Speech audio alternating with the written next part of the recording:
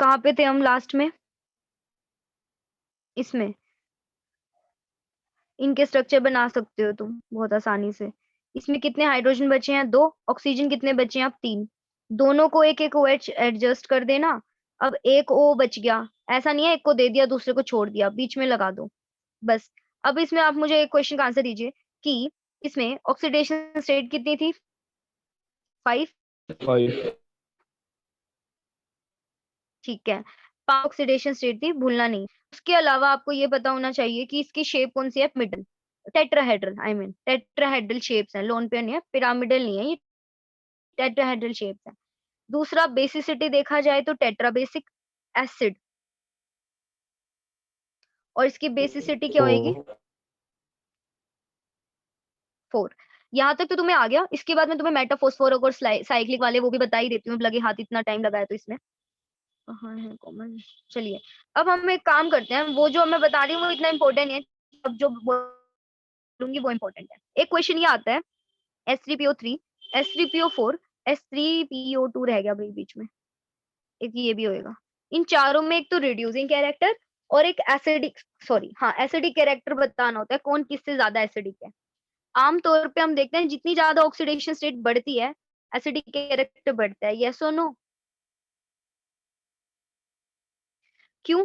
क्योंकि मान लो कि कोई चीज अपनी +3 ऑक्सीडेशन स्टेट में है, फिर 4 में है, फिर 5 में है, कौन ज्यादा एसिडिक होता है? जो ज्यादा ऑक्सीडेशन स्टेट। क्यों? कि जितनी ज्यादा ऑक्सीडेशन स्टेट बढ़ेगी मतलब उसने इलेक्ट्रॉन लूज कर रखे हैं, मतलब उस पे इलेक्ट्रॉन की कमी है, जिस पे कमी होती है वो इलेक्ट्रॉन लेना चाहता है, लेने वालों को एसिड कहते हैं, ऐसा हमें पता है। अब यहाँ पे केस उल्टा होता है, ध्यान से देखना। सबसे पहले इनकी स्ट्रक्चर बना लो। S3PO2 का स्ट्रक्चर कैसा होता है? ये वाला स्ट्रक्चर के बगैर नहीं होएगा ये क्वेश्चन का आंसर तुम्हारा, बेशक कितने हाथ पैर मार लेना तुम। नेक्स्ट, आती है स्ट्रक्चर्स। आपको अब ये बताना है कौन किससे ज्यादा अच्छा, वो है रिड्यूसिंग एजेंट। रिड्यूसिंग एजेंट वो होता है जिसमें पीएच बॉन्ड ज्यादा हो, डायरेक्ट पीएच बॉन्ड। किसमें सबसे ज्यादा पीएच बॉन्ड है? पहले वाले में पीएच बॉन्ड कितने हैं? 2। दूसरे वाले में पीएच बॉन्ड कितना है? 1। लास्ट वाले में पीएच डायरेक्ट बॉन्ड कितना है? 0। अगर आपका पीएच बॉन्ड टूटता है तो ये H अपना इलेक्ट्रॉन लेके निकलेगा, ऐसे H लेके जाएगा। H लेके जाएगा तो किसी भी चीज में घुस सकता है वो H डॉट, तो वो रिड्यूसिंग एजेंट। और अगर POH बॉन्ड टूटता है, ये वाला, ये यहाँ से निकलता है तो अपना H इलेक्ट्रॉन छोड़ के जा रहा है H+ के रूप में, H+ यानी कि एसिड। तो OH बॉन्ड टूटे तो एसिड, और H बॉन्ड टूटे तो रिड्यूसिंग एजेंट। तो यहाँ पे हमें देखना है, अक्सर हम ऐसे पढ़ते आए हैं, तुमने नोटिस किया होगा अगर कभी, कि जैसे जैसे एसिडिक स्ट्रेंथ बढ़ती है वो रिड्यूसिंग एजेंट भी अच्छा होता है, जैसे कि तुम ये जानते हो। इनमें से कौन अच्छा एसिड है? कौन जल्दी टूट जाएगा? राइट। तो इस तरफ हमारा एसिडिक कैरेक्टर बढ़ता है, इसी तरफ रिड्यूसिंग कैरेक्टर भी बढ़ता है। आमतौर पे ऐसा ही होता है, किसी में भी देख लो सिवाय इनके। इसमें इस तरफ रिड्यूसिंग कैरेक्टर बढ़ रहा है क्योंकि पीएच बॉन्ड बढ़ रहे हैं। अब ना इस तरफ बेसिसिटी भी बढ़ रही है। बेसिसिटी मतलब कौन कितने बेस को न्यूट्रलाइज करेगा। इसकी बेसिसिटी गलत लिख दिया। इस तरफ बेसिसिटी क्या हो रही है? इंक्रीज, कि भाई ये एक को करेगा न्यूट्रलाइज, ये 2 को और ये 3 को, है ना। बेसिसिटी इस तरफ इंक्रीज हो रही है, इंक्रीज लिखना है यहाँ। ये बताओ बेसिसिटी कौन इनमें से अच्छा एसिड हुआ?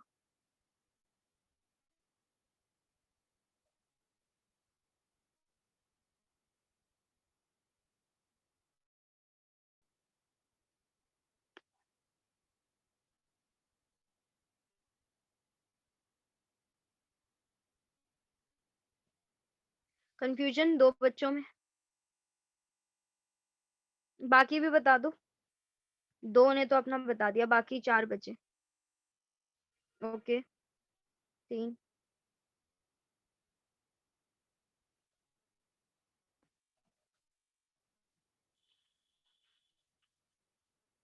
और कोई? एक और बच्चा बचा अभी, बताइए। अच्छा जी, देखिए आपका इसके अंदर H प्लस छोड़ने को 3 है, इसमें H प्लस छोड़ने को 2 है और इसमें H प्लस छोड़ने को 1 है। पर इसका ये मतलब नहीं है कि इस तरफ अच्छा एसिड है। वो देखने में ऐसा लग रहा है कि वो 3 छोड़ेगा तो अच्छा होगा। वैसे भी इस तरफ ऑक्सीडेशन स्टेट भी बढ़ रही है। इसकी 1 होती है, इसकी ऑक्सीडेशन स्टेट 3 होती है, इसकी कितनी होती है 5 होती है।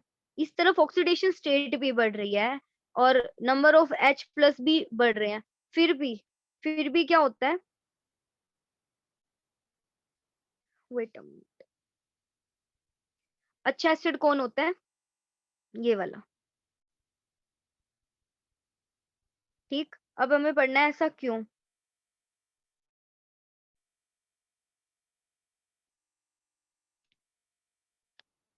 अच्छा मुझे इनमें से ये बताओ कि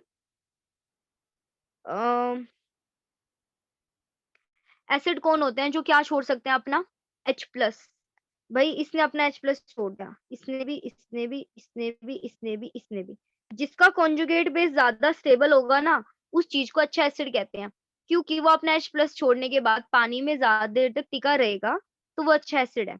अगर वो H प्लस छोड़ने के बाद पानी में रह ही नहीं सकता, वो वापस H प्लस को खींच रहा है, तो फिर कैसा एसिड? बेकार। तो अब देखो इसने अपना H छोड़ा, ये बन गया, इसने अपना H छोड़ा, ये बन गया, ये बन गया, इसने अपना H छोड़ा तो यहाँ पे माइनस, यहाँ पे माइनस और यहाँ माइनस। अब देखना है कौन स्टेबल। देखो यहाँ पे कितना नेगेटिव चार्ज है एक्स्ट्रा, एक। एक नेगेटिव चीज दो लोगों में शेयर हो रही है, यहाँ पे रेजोनेंस होगी। यानी इस पूरे पे एक इलेक्ट्रॉन को संभालने वाले ऑक्सीजन कितने हैं? एक बच्चे को संभालने के लिए कितने बंदे प्रेजेंट हैं? दो। कहीं पे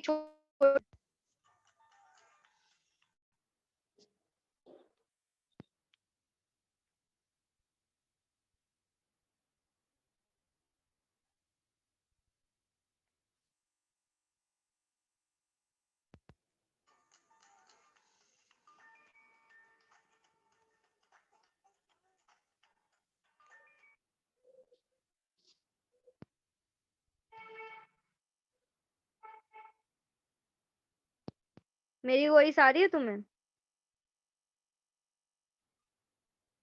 ओके। यहाँ मैं ये बोल रही थी एक छोटा बेबी है, इसको संभालने के लिए दो बंदे खड़े हैं, तो ये टिका रहेगा। यहाँ इलेक्ट्रॉन है, उसको संभालने के लिए दो ऑक्सीजन है, स्टेबल है। अब दूसरी सिचुएशन में आ जाओ। यहाँ पे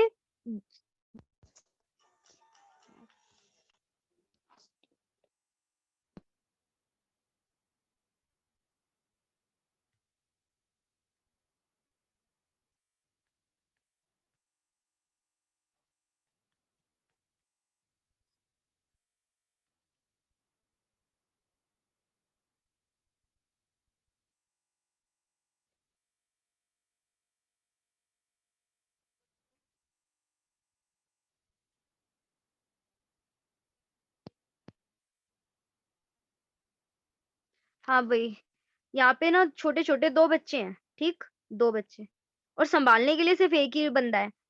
तो बताओ क्या ये स्टेबल है सिचुएशन? वही दो इलेक्ट्रॉन एक ऑक्सीजन में संभल रहे हैं और यहाँ पे एक इलेक्ट्रॉन देखो, एक दो ऑक्सीजन पे एक इलेक्ट्रॉन है संभालने के लिए, यहाँ दो इलेक्ट्रॉन है और संभालने के लिए बंदा सिर्फ एक ही प्रेजेंट है यहाँ पे, ये संभालने के लिए। ऐसे समझो इसको, यहाँ पे तीन इलेक्ट्रॉन है और संभालने के लिए एक ही बंदा है। यानी कि स्टेबल सिचुएशन कौन होगी? फिर भी कंपैरेटिवली पहले वाली, कि भाई एक इलेक्ट्रॉन को एक संभाल रहा है। ऐसे कर लो, दो भी छोड़ो, एक एक याद रखना बस। एक बच्चे को एक बंदा संभाल रहा है, यहाँ दो बच्चों को एक बंदे को संभालना है, और यहाँ पे तीन बंदे हैं, तीन छोटे छोटे स्टूडेंट है या कुछ भी मान लो, उसको एक बंदे को तो मुश्किल है। कौन ज्यादा स्टेबल, किसका कॉन्जुगेट बेस स्टेबल है? इसका। ठीक है, तो ये ध्यान रखना, ये एसिडिक स्ट्रेंथ का ऑर्डर है। ये आएगा नहीं ट्वेल्थ में, मुझे नहीं लगता आएगा इतना, अ, पर लेकिन आ गया तो मैंने तो बता दिया। अब तुम्हारे ऊपर है सारी बातें। एक शब्द और सीख लो, कहीं पे मेटा शब्द कब लगता है? मेटा, क्योंकि ऑर्थो हाइपो पायरो, तो पता है मेटा क्या कब लगता है? मेटा, जब कहीं से वाटर निकलता हुआ दिखे ना, वो मेटा ही बोलते हैं उसको, एक वाटर कम हो।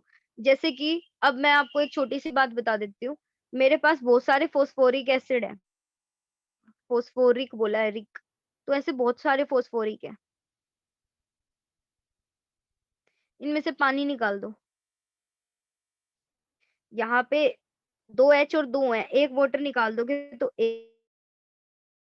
एक ओ बचेगा, एक वाटर निकाल दो, एक ओ बचेगा। एन यहाँ से भी, यहाँ से भी। इसको शॉर्ट में बना देती हूँ क्योंकि तुमसे ऐसे नहीं बनेगा। क्या करना है आपको, इसमें एक O P, O P, O P, O P and so on, सबको एक एक ओ एच, एक एक डबल बॉन्ड हो, एक तरफ ओ एच, एक तरफ इस तरह के। इसे भी क्या कहेंगे, फोस्फोरिक एसिड ही कहेंगे, क्योंकि ऑक्सीडेशन स्टेट +5 है। इसका फॉर्मूला क्या होगा, तुम देखो एक यूनिट पे एक एच है, एक पी है, 3 ऑक्सीजन है, और ये कितने टाइम्स है, एन टाइम्स जाएगा ये आगे और पीछे, तो इसे हम क्या बोलते हैं, फोस्फोरिक एसिड। मुझे ये बताओ क्या ये बहुत सारे हैं, तो बोलेंगे पोली, पोली मेटा फोस्फोरिक एसिड, पोली। और ये लीनियर है तो बोलेंगे लीनियर, क्योंकि ये सीधा सीधा है, लीनियर। अगर मैं इसी को साइक्लिक बना दूं, साइक्लिक कैसे बनाएंगे, इसको भी देख लो। ये फोस्फोरिक, एक यहाँ पे फोस्फोरिक ले लो, 3 फोस्फोरिक है, पानी निकालना है। मैं इसका शॉर्टकट भी बता, पानी निकाल दो, यहाँ से एक OH OH गया तो बीच में एक O आ गया, आपस में जुड़ गए।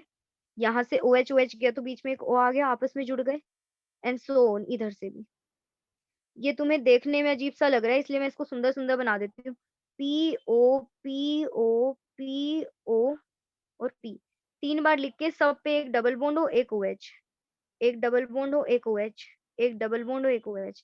ये भी क्या है, मेटाफॉस्फोरिक एसिड, क्योंकि वाटर निकाल के इसको साइक्लिक फॉर्म को बनाया गया है, 3 यूनिट्स को। तो इसे हम क्या बोलेंगे, मेटाफॉस्फोरिक एसिड। ये उसी फोस्फोरिक एसिड से बना है। दूसरा, ये साइक्लिक है कि लीनियर है, साइक्लिक है प्लस ट्राई है, 3 यूनिट्स हैं। इसका फॉर्मूला क्या होगा, HPO3 एक यूनिट में एसिड है, तो ये इसका फॉर्मूला है। That's it. इसमें आने वाली कौन सी रिएक्शन इंपॉर्टेंट है वो सुन लो, 2 क्वेश्चन बनते हैं इस टॉपिक में से, और वो क्या क्या है। पहला आपसे ये पूछा जाएगा कि इसके अंदर ये कितने पीएच बॉन्ड है, तो इस चीज के अंदर पीएच बॉन्ड कितने हैं, 2। स्ट्रक्चर याद है तो हो जाएगा। या इसकी बेसिसिटी बताओ, तो बेसिसिटी कितनी है, 1 है। और आपसे ना इसी तरीके से पूछा जाएगा कि जैसे 3 ऑप्शन दे देंगे, आपसे पूछेंगे इनमें से कौन अच्छा रिड्यूसिंग एजेंट है, बताएंगे कौन सा रिड्यूसिंग एजेंट अच्छा है।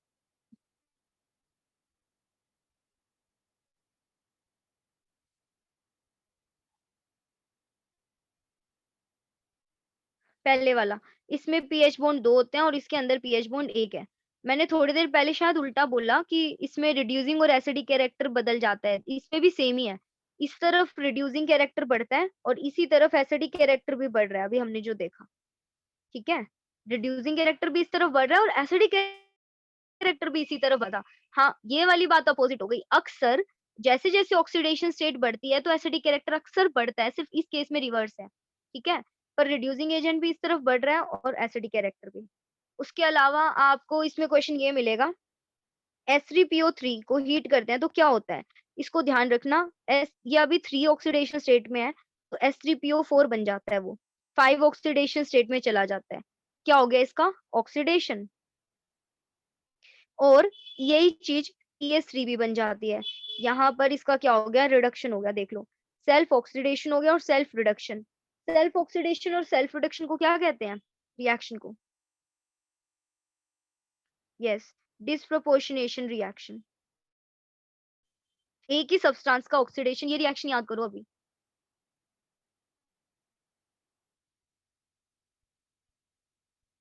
H3PO, क्वेश्चन ये आएगा, H3PO3 को हीट करते हैं तो क्या होता है, तो H3PO4 बनता है और PS3 बनता है, सेल्फ ऑक्सीडेशन और सेल्फ रिडक्शन।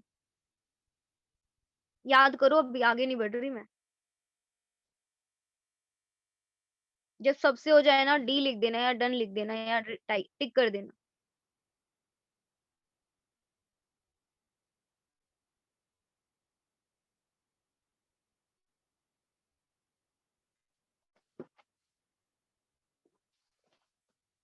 चलिए, अभी ना आपको ये तो रिएक्शन हो गई याद।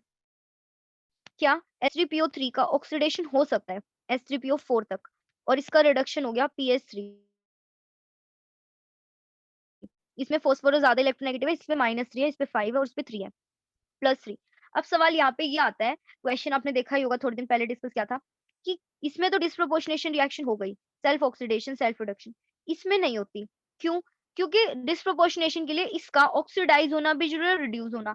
चलो ये 5 स्टेट में है पहले से ही, रिड्यूस तो हो भी जाए इसमें, या इसमें रिड्यूस तो हो भी जाए, या तो माइनस या प्लस।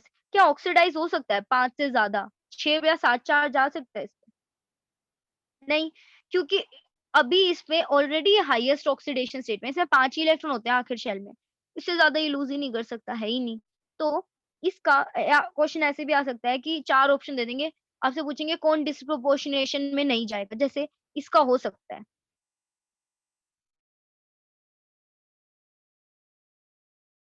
+3,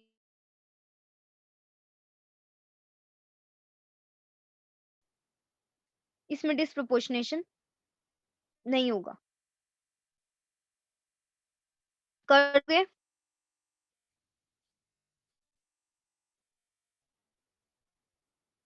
कर लोगे। अब ना मैं एक HNO3 की वो रिएक्शन बता देती हूँ जो रिपीटिंग मोड पर चल रही हैं, सिर्फ उनको आज करके आना। फिर मैं कल आपका अमोनिया के वो जो 1-2 टॉपिक हैं वो कराऊंगी, और इसके कल सारे प्रैक्टिस क्वेश्चन जितने अवेलेबल हैं वो करेंगे। फिर आप इसका मुझे टेस्ट देना। समझ रहे हो? पी ब्लॉक ही तुम्हारी अभी वीकनेस चल रही है जहां तक मुझे लग रहा है। तो एक बार HNO3 की सिर्फ रिएक्शन देख लेते हैं जो इम्पोर्टेंट है। केमिकल रिएक्शन कल कराऊंगी, आई मीन की प्रिपरेशन, क्योंकि वो बहुत आसान है। हम अभी प्रॉपर्टी पढ़ लेते हैं ताकि तुम कल तक दोहराया हो। केमिकल प्रॉपर्टीज जिसकी सबसे, +4 ऑक्सीडेशन स्टेट थी वो हो जाएगा ऑक्सीडाइज। हाँ, क्योंकि वो ठीक +5 में जा सकता है। ठीक है। देखो अभी हमने HNO3 की क्या पढ़नी है, केमिकल प्रॉपर्टी, सिर्फ एक करा रही हूँ क्योंकि वही इंपॉर्टेंट है और पेपर में कई कई बार आती है, और इवन सैम्पल पेपर में भी आई हुई है, इसलिए मैं उसको छोड़ नहीं सकती। कौन कौन सी? HNO3 किस कलर का होता है लैब में? कलरलेस, पर धीरे धीरे वो पीला सा पड़ जाता है, तो एरियल ऑक्सीडेशन की वजह से। ये इसका क्या हो रहा होता है, NO2 गैस बन रही होती है, वही ऑक्सीडाइज हो रही होती है, पता नहीं क्या क्या। बस ये ध्यान रखना, इसका कलर कलरलेस होता है पर हल्का सा येलो हो जाता है, लैब में देखा भी होगा, गाढ़ा गाढ़ा सा। HNO3 खतरनाक में से आता है ये। अब इसमें वो वाली क्वेश्चन आता है, याद करो, जिंक वाला, कि एक बार तो HNO3 इसके साथ डाइल्यूट से रिएक्शन कर रहा है, याद आ रहा है कुछ? और एक बार कंसंट्रेटेड से।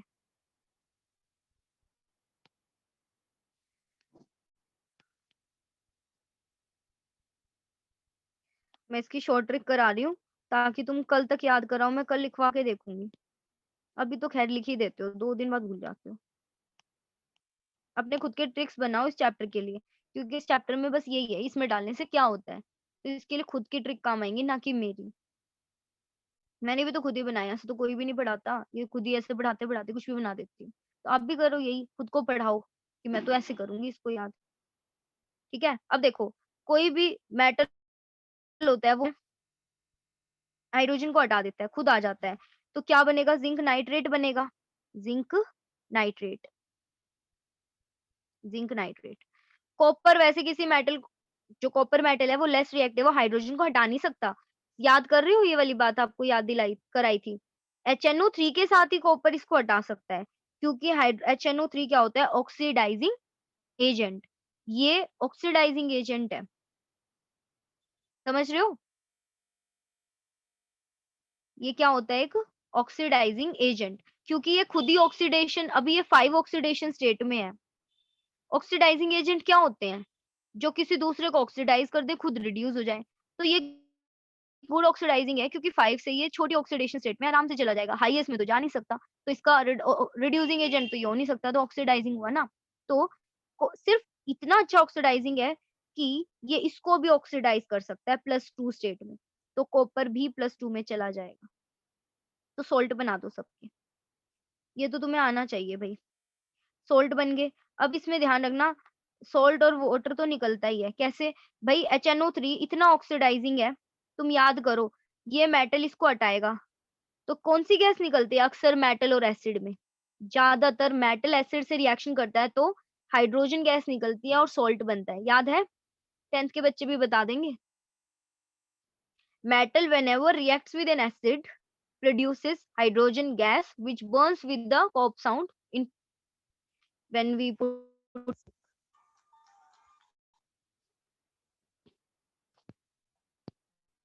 ठीक है, तो यहाँ पे हाइड्रोजन गैस निकलेगी,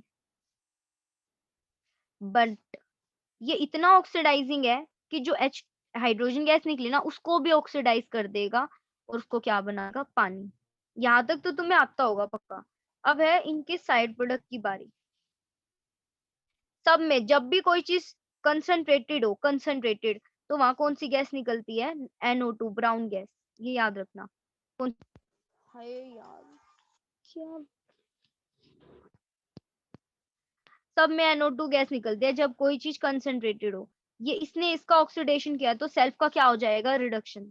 अब यहाँ ध्यान रखना है, दोनों में ना NO निकाल दो बस, NO नो। अब जिंक में N आ रहा है ना, तो यहाँ पे एक और N आएगा यानी N2O। बस ये आप स्क्रीनशॉट ले लो, इसे कल तक याद करके आना।